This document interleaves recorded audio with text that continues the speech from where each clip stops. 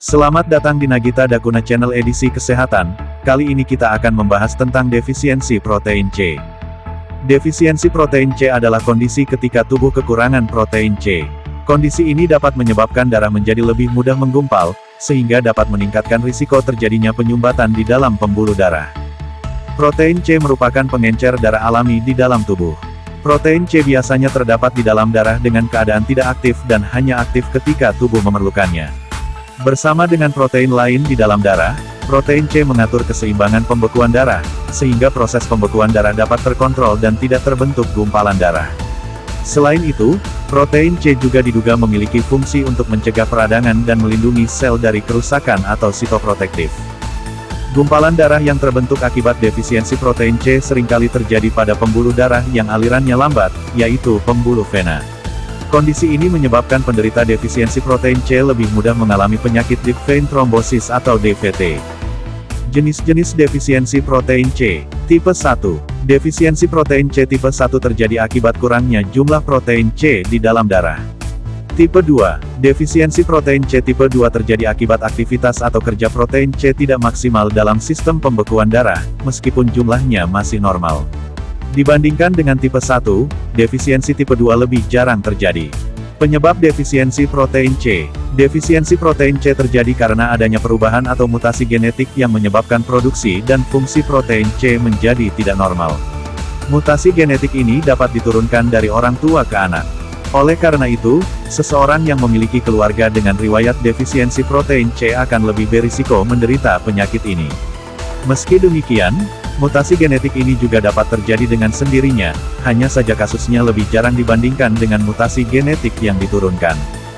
Biasanya, seseorang yang tidak memiliki keluarga dengan riwayat defisiensi protein C, dapat mengalami penyakit ini jika memiliki faktor-faktor pemicu, seperti menderita kekurangan vitamin K, menderita gagal hati, menderita infeksi berat, seperti septikemia meningokokus, menderita kanker yang sudah menyebar atau metastasis.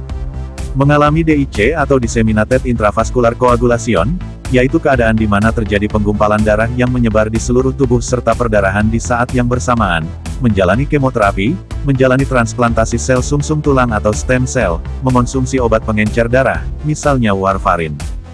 Gejala defisiensi protein C. Umumnya, defisiensi protein C tidak menimbulkan gejala yang signifikan atau asimptomatik hingga terjadi penggumpalan darah. Namun, ketika penggumpalan darah sudah terjadi, kondisi ini dapat menimbulkan gejala yang beragam, di antaranya deep vein thrombosis atau DVT.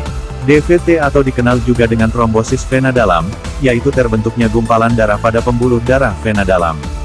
Jika gumpalan darah terjadi pada pembuluh vena di tungkai, dapat muncul gejala berupa pembengkakan, nyeri, perubahan warna, dan pengerasan di daerah tungkai yang mengalami penggumpalan darah.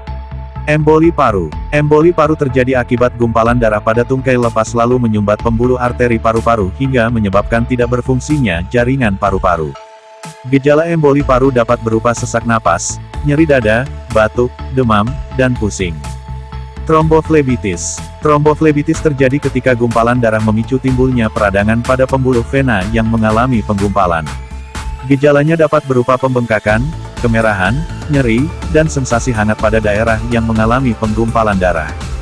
Purpura fulminan. Purpura fulminan terjadi akibat terbentuknya gumpalan darah pada pembuluh darah halus di seluruh tubuh yang menyebabkan penyumbatan aliran darah dan kematian jaringan atau nekrosis. Gejala umum purpura fulminan adalah lebam ungu gelap pada kulit di daerah yang mengalami penyumbatan aliran darah. Purpura fulminan biasanya terjadi pada anak-anak. Bila terjadi pada bayi baru lahir, kondisi ini disebut purpura fulminan neonatal. Kapan harus ke dokter? Lakukan pemeriksaan ke dokter jika Anda atau anak Anda mengalami gejala di atas, terutama jika gejala muncul secara tiba-tiba. Bagi ibu hamil yang memiliki faktor risiko defisiensi protein C, pemeriksaan ke dokter terkait kondisi ini perlu dilakukan secara rutin. Hal ini bertujuan untuk merencanakan proses persalinan yang aman bagi ibu dan janin.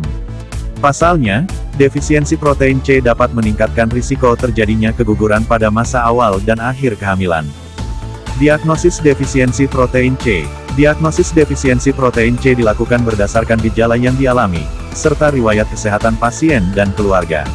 Proses diagnosis kemudian dilanjutkan dengan melakukan pemeriksaan fisik secara menyeluruh.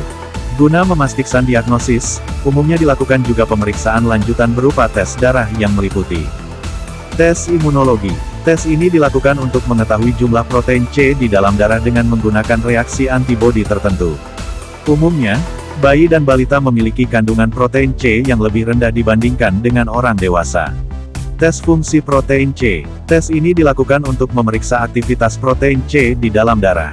Perlu diingat bahwa hasil dari kedua tes tersebut dapat berubah jika pasien sedang mengonsumsi obat pengencer darah warfarin.